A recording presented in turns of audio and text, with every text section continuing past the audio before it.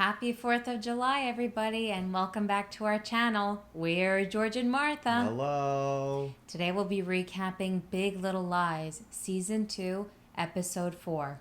She Knows. Happy Halloween. The children are carving pumpkins. Fun. So much fun. And one of those little homicidal twins has stabbed his pumpkin, and it's all bloody. And he goes, "Can I just leave it like that?" No, you can't, honey. I can't do an Australian accent. Again, with this, it's so on the nose. It would be different if it was like we see, like out of the corner of our eye, that one of the pumpkins just has a knife in it. Yeah. But they have to point it out. Ooh, that's odd. I feel bad for Siggy because he's getting it. I have a bad feeling. Something's...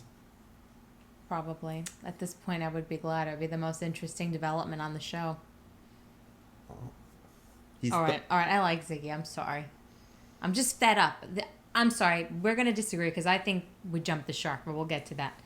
So then Renata, Madeline, and Shailene, what's her name, Jane, they're outside, and all of a sudden, Madeline's smoking. Uh-huh. She's like, "I'm just trying to cope with the stress." Okay. Which annoys me because she was coughing when she smoked, so it seems like this was her first cigarette. And again with the cigarette, it was like we had that last week with the teachers smoking behind everyone's back, whatever. And Renata takes the cigarette from her and she talks about men and all their man problems, and she goes, "They cheat on us, they betray us, and we stay. We stay." How profound. Yeah. I didn't know. Did you know that men are horrible and women put up with them and the world goes round and round? I will say that Jane's bangs are looking a little bit better. I think they're growing in. Or maybe I've just swallowed the pill that... The bang pill. Idiotic. So, And then, trick or treat. Oh, look, my 2 grandchildren. I could have sworn I had 3. Oh, there he is, the little product of rape. She doesn't believe it's rape, though. She's not convinced. I'm not convinced, but I did get a flat. Jane, in your building. We can have sleepovers and braid each other's hair and... Celeste, can I talk to you? That was hysterical. Oh, not Celeste. What was it? Mary Louise, can I talk to you? I can't do an Australian accent. Yeah, all of a sudden, Nicole Kidman, I guess, has given up trying to cover the Australian accent. She should just go full Aussie then. It's hilarious. Doesn't matter. She's like, "Mary Louise, it's not right. We have to have boundaries, Mary Louise." That was good. Say it again, boundaries? Boundaries. Boundaries. Oh, I can't stand people with boundaries. I can't... Oh. Their little chat, to me, was very Dynasty. I don't disagree with you on that. I just... The slap... I don't know... If Mary Louise spoke to me that way, I would want so badly to slap her.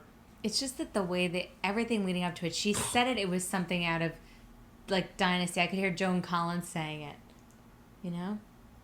"I'm not convinced she's a rape victim. And where there's one, there's many more. And what was he running from?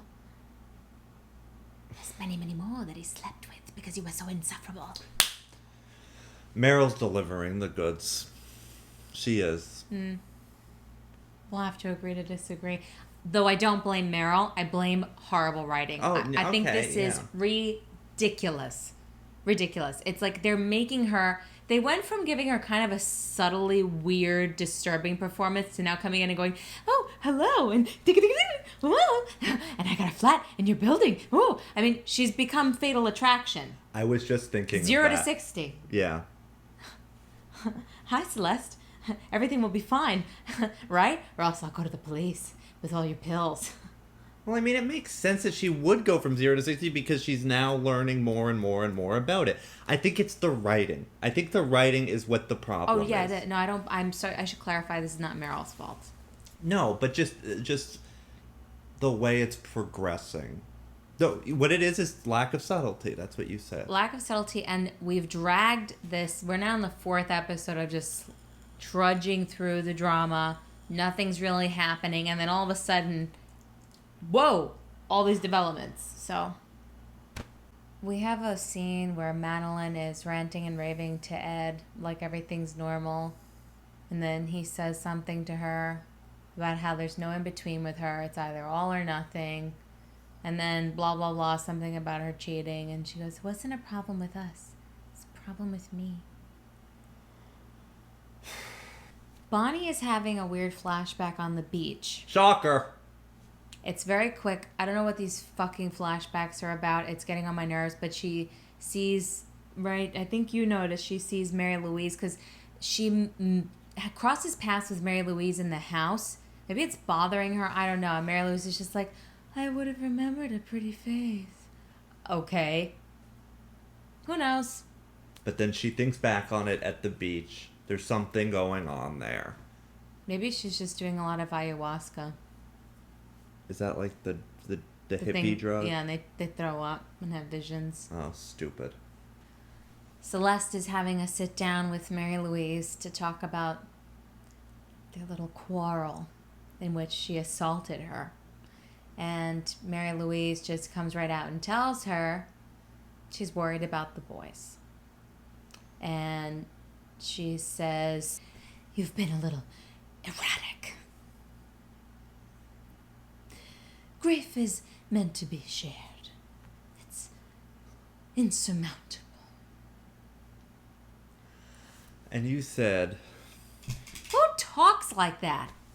I just don't, and I get it's not Meryl Streep's fault. I think they're giving her this dialogue I think she's meant to seem other, weird, unusual, but it's almost like you dropped a Shakespearean character into the middle of this. Like they added Lady Macbeth to Big Little Lies. Well, like, oh, we have Meryl, we gotta do something for her. And it just doesn't work. It just doesn't work for me. It just seems like... The writing is just bizarre in general. You know what I mean? So, I can't, I don't know. We do get some new information. Oh, yes we do. You know, some really subtly, spoon-fed information. Right, like the grief that you felt when your son died, Mary Louise. She's like, yes, my husband blamed me. And he left. But he's happily married now. He's moved on. I wonder what really happened to Perry's brother that Mary Louise was blamed for. We're gonna find out. And all her, I'm worried about you. You're very erratic and grief and this and that. I like that, though. That's those sickos who just... Totally. Yeah, it's just written badly. Like Mary Louise sees herself in Celeste and probably killed her kid or some shit. Or Perry killed the kid and she let it happen on purpose. I'm not spending more than 10 seconds on this. Madeline is trying to talk to her husband outside. He's unresponsive. He's behaving like an angry teenager. And then her daughter comes out and she's holding up a poster and it's a picture of a door and a picture of her mom. And she's like, what's that supposed to be? And she's like, it's opposites. Why is my face opposite a door? Because one is hinged and you're unhinged. Because that's so totally something a second grader would say. Okay, now we're getting into... The only scenes that are worth a shit, the Renata Klein scenes. Why are they so good? Well, because these scenes are based off of the book.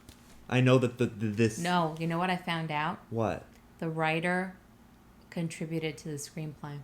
A lot. Like it's co-written by her. They should have just given her the whole fucking thing. I don't know. This is just not translating well. Whatever. Renata's scenes are great. I love the bankruptcy thing. Did not care for the little joke when they're walking in with the lawyer. Yeah, she's like, bankruptcy. He's like, hey, lots of people declare bankruptcy, even the president. haven't heard that one before. Jesus. Oh, my God. But anyway, Laura Dern's phenomenal. Her face is, as this judge, he just couldn't care less. It's like, oh, yeah? You think you're hot shit, so what are your assets? Like, it's amazing. I also like that the judge is black. We're all the same color now, right, bitch? Oh, that is good. That is good. That is good. Because it bothers her that the teacher's black. She definitely was clearly bothered by that. There was another instance, though, that she was... Didn't something else happen? Or no, there were the two scenes with the teachers. When she met him and then last episode. No, 3 times. She meets him, she's aggressive. In the hospital. The hospital, she's aggressive. What did you do? And in the scene with the principal, she even says to the teacher, "You're not worth insulting because you're nothing." And then to have the bankruptcy judge... Can I have your wedding ring? ...be black, it's bothering her so much. I could just tell. It's Laura Dern's acting. It's like in her face, like, oh, you got to be kidding me. I love her performance so much. He asks her, like, what's this bill for, this random thing? And she's like, it's medical. It's medical. And then she's like, from dealing with men like you. Meaning therapy. And then she gets to keep her wedding ring because they take the Tesla instead. And I love what she tells her husband in the car. Someday, Gordon, you will pay. But not today. Today is Amabella's day. I love you, Laura Dern. Me too. More than Meryl. In this. Forever. Uh-oh. Spaghetti-o. Mary Louise is filing for custody of the children. Does this surprise you? As the world turns. I do like the Dennis O'Hare cameo. He's a good actor. He's fantastic. I know. Actually, their scene was great. I liked that small moment. It's the little things. This show tries too hard. But anyway, that's the big reveal. She's filing for custody of the children. And you know what? She's got a good case against Celeste if you really think about it. Oh, absolutely. That's the scary thing. I think most parents, if you told them somebody's filing for custody of your children, you've been reckless, and you started thinking about all the little things you've done. Over the years. Well, I've seen you cooking, and you've left things unattended, and the children were there, and... Fighting with Dad. You've been on the phone while they were outside, and... Texting and driving. There's a lot. I mean, Celeste has all these pills in the house, and she's now been driving on Ambien, and... Ooh. I could see Mary Louise winning. Oh, absolutely. Especially now with all this friggin' drama. With the husband dying. So, I'm loving the 70s themed birthday party for Amabella. And at this little party, Celeste and Bonnie and Madeline are talking about the fact that, well, Madeline, you are the one who just started saying that Perry slipped and we all had to go along with it. So you're blaming me? No, but I'm just saying, I mean, you are the one that came up with that. And what were we going to do? Throw you under the bus? Nicole or Celeste has a good point. She does. Well, they didn't have a choice at that point. Though I do wonder, for a group of high-powered women, how come nobody called a lawyer? And Celeste is a lawyer on top of that. Don't you think she would know how to get the fuck out of that kind of situation? And no, not one of them thinks to get an attorney. So George here noticed that Amabella and Renata are wearing identical costumes. Perfect. So typical. So typical. And then Renata and her husband have this great little moment where he comes up to her and they're playing How Deep Is Your Love, and he's dressed as Andy Gibb, and he's like, I really am sorry. If you could ever find it in your heart to forgive me. And she's like, I'm sorry, Gordon. I'm having trouble reconciling that I planned my entire life around the life I would give my daughter, and it's all gone to shit. And I married a man who would take all my hopes and dreams and turn them to shit. But I guess that's on me. My fucking bad. Amazing. And then she goes, hello! But we were saying he looks like he's going to kill himself. Then Jane is dancing with the boyfriend that I really, truly have not learned his name, and we're in episode 4. I don't even know what his name is. Useless character as far as I'm concerned. They're dancing, and she's having a flashback. I'm sick of the flashbacks. Honestly, I am. I am too. Bonnie and her mom are dancing, and Bonnie's mom, I guess, starts trying to do her magic on her, holding her head, and she's like, no. She's like, I don't like the weird energy in this house. I mean, the party's great, but the energy. And I just realized why I don't like Bonnie's mom is because she just represents the laziness of these writers. She just has to say what's supposed to be going on. Like, ooh, this is a weird environment. Ooh, I'm not getting a good vibe from so-and-so. It doesn't need to be said. She's purely there for exposition. She could have been on for one episode like she was needed for and then just gone. She's a good actress, but whatever. And the other thing we were discussing is like the magical person of color.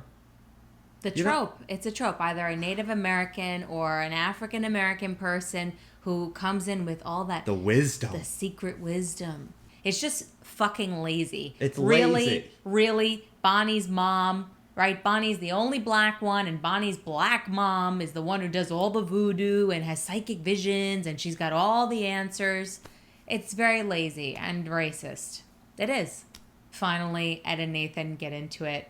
One pulls off the other's fake fro, and then they get into one of these. And then Renata breaks it up.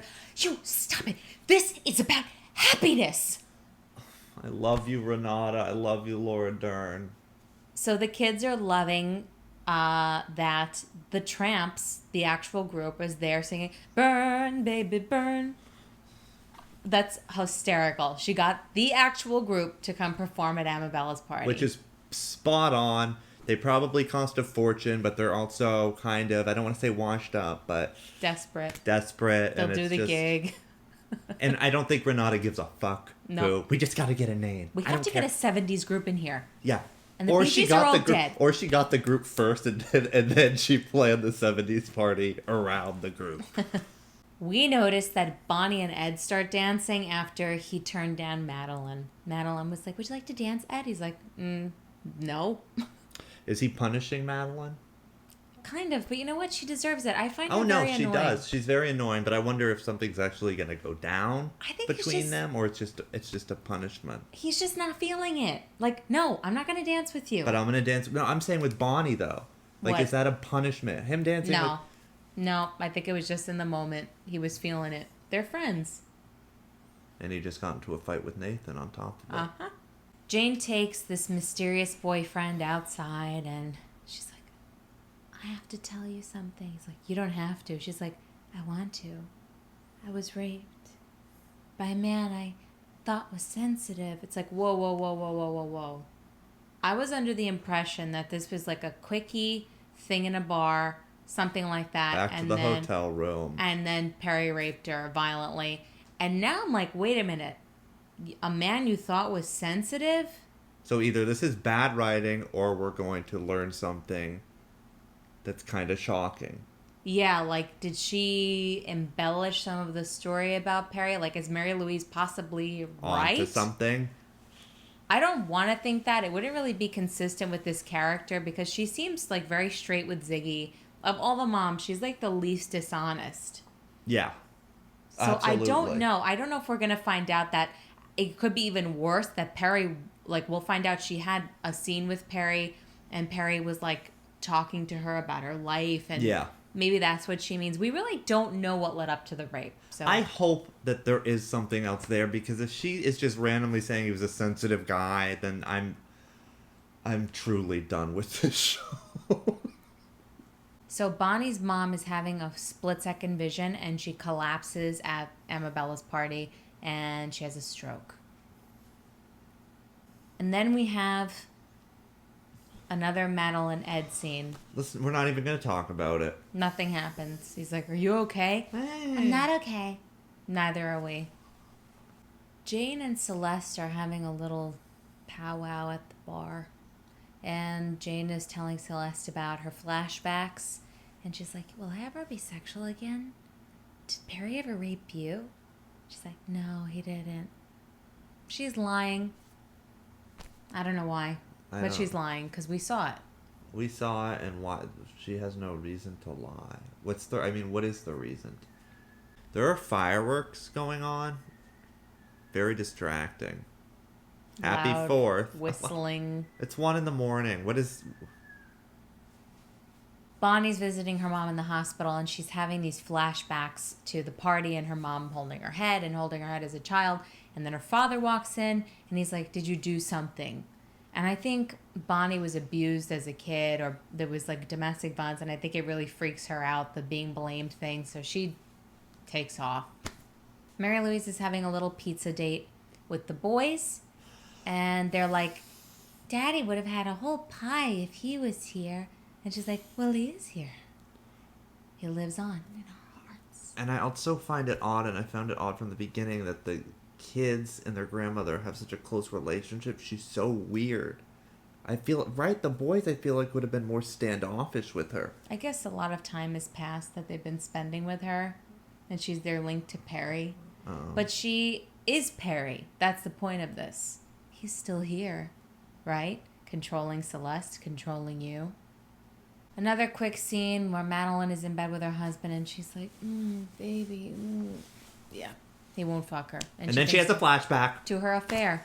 Ta-da! And what an odd visitor to the hospital. The detective is there, and Bonnie sees her. Are you fucking kidding me? And then Jane is like, no, she's here because somebody had a DUI. I wonder if that's true. No. It is true, because I heard the nurse telling the detective, oh, she's the daughter of a patient. She goes, oh, I know who she is. Yeah, she wasn't there for her. Oh, that's right. But there's a lot of paranoia. So Mary Louise had the boys for a sleepover, and I think she's coming back very early, and she's talking about what the boys said, and she's like, well, Josh said God is a douchebag, blah, blah, blah. What? No, he didn't. What second grader would say that? No, it didn't happen. That doesn't happen. No. And Celeste is really, really badly hungover, and her date from the night before comes out in his underwear. And then she's telling Madeline about what happened, and she's like, I took Ambien again. Oh, did you? And then Mary Louise interrupts them. She kicks Madeline out, and she's like, you're an unfit mother, and I'm taking the boys. And she's like, well, last night was a misunderstanding. Oh, it's not just last night. It's everything. And you know what, though? If you step back and look at it, it's true. She does have a point. And, I guess she wouldn't have, if the boys been with her, she wouldn't have. It was kind of funny the way that she gives her the petition she's filing in court. And she's like, I'll be filing that in Monterey Court tomorrow. Okay, here you go. And she's like, oh. Why is this cop appearing all over the place? We get another random scene where Renata's like, oh, I was going to tell Celeste to get this other lawyer, but then I heard he's not available because he's representing Mary Louise, blah, blah. And then, hi, ladies. It's the detective again. What's up? Just saying hi. How are you? And they're like, good, everything's fine. Heard you gave a nice speech the other night. Yeah? Guess it went viral? Huh? She's watching them. I guess. It's such a small town, though. Yeah. Have you ever had the experience that when you really don't want to run into somebody and you're in their neighborhood, you run into them? Yeah. A lot? Yeah. I think it's kind of like that. Okay. I actually like this scene. Yes. Jane comes in like gangbusters. What are you doing, Mary Louise? You're going to take my kid next? No, you're a wonderful mother. Which is true. And she starts making the case to Jane, on these roads, are you comfortable with Ziggy being in the car with Celeste and he's in the front seat and the boy's in the back and she's on these pills? And Jane just looks like, oh, fuck. Yeah. It's a great scene. And then Dial a Therapist is just always on call. Just say Beetlejuice 3 times and she'll appear. But she kind of seems to be taking Mary Louise's side a little bit. She's telling Celeste, she's just like, I can't reveal anything that we talk about, but maybe it would be wise to settle this because I don't know if Yeah. she's going to go after you on the grounds of your fitness or negligence. Whose side are you on? And I'm also kind of, I don't know. I don't like Celeste going to therapists and just being a bitch. There's just something like so exhausting about that at this point. What the fuck? Bah, bah, bah. I know. I mean, I guess whatever. I don't. Maybe I'm just tired and in a foul mood, and everything's annoying me. No, I think these scenes are wearing thin. Well, what do you know? Bonnie's mother is kind of in and out of consciousness, and you can guess what she's experiencing. Another vision. And it's Bonnie floating in the ocean. She's like, beep. Maybe, we've been thinking, oh, Bonnie's going to kill herself. Maybe Bonnie is going to go to the police and somebody pushes her in the water. I want to know who it is. Well, it'd be nice if they'd hurry the fuck up and let us know. Because you know what? We're on episode 4 and they're dragging their feet. And it's kind of pathetic with everything that they could have done with this season that we're up to. Now next week's going to be 5. And what has happened? There's only 3 episodes left? I don't care. I don't either. Although I do kind of just want to find out what happened with Mary Louise and her whole history. But knowing the way this show is going, they were like, well, we could get a whole season 3 out of that. And they won't even tell us. I won't watch season 3. We want to hear what you have to say. What do you think of this season of Big Little Lies? Because obviously, we don't think very highly of it. And we're sorry if that attitude is bleeding through. But we're trying our best because we started this and by God, we'll finish it. On that note, thank you so much for watching and sticking with us. Thank you for all your likes and comments. And to all our subscribers, we're so grateful. And we'll be covering Stranger Things very, very soon. And we'll be covering Real Housewives of Orange County, which is coming soon. So there's a lot to look forward to. That'll probably be a lot better than Big Little Lies. Does anybody watch The Hills?